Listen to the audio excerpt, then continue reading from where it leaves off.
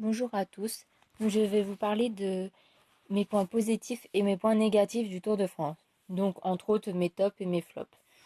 Donc, pour ce qui est de mes points positifs du Tour de France, donc ça a été les victoires de Warren Barguil, ainsi que ses différentes échappées, et son maillot à pois qu'il a remporté, mais aussi son prix de super combatif.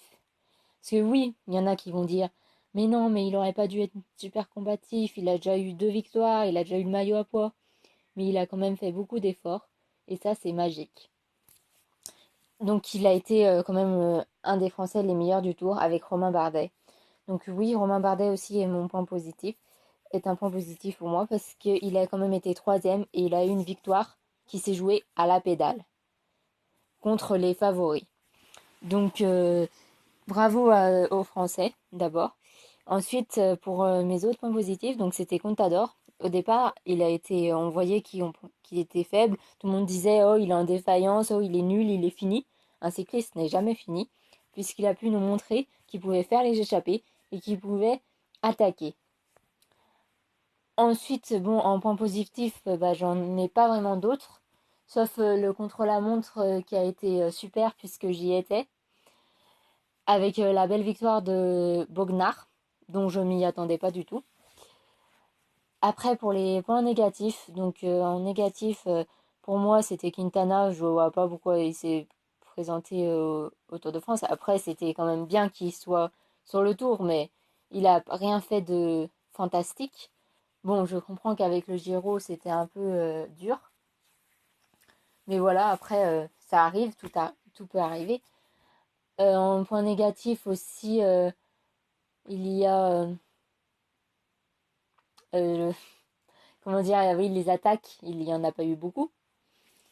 Enfin, si, il y en a eu quand même, mais dès qu'ils attaquaient, ils se remettaient sur la selle.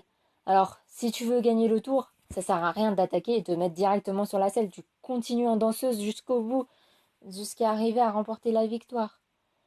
Après, voilà, c'est juste ça, mes points négatifs, j'en ai pas beaucoup.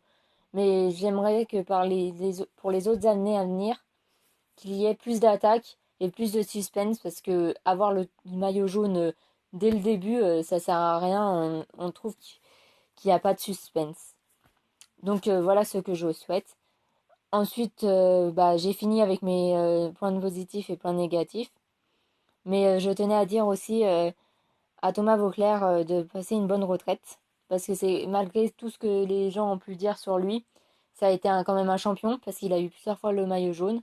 Et il s'est battu pour garder le jaune à chaque fois. Donc ça reste quand même un super cycliste français. Donc bravo à lui et merci à tous d'avoir regardé, enfin d'avoir écouté cette vidéo. À bientôt. Bonjour à tous. Je vais vous parler de mes points positifs et mes points négatifs du Tour de France. Donc entre autres mes tops et mes flops. Donc pour ce qui est de mes points positifs du Tour de France, donc ça a été les victoires de Warren Barguil ainsi que ses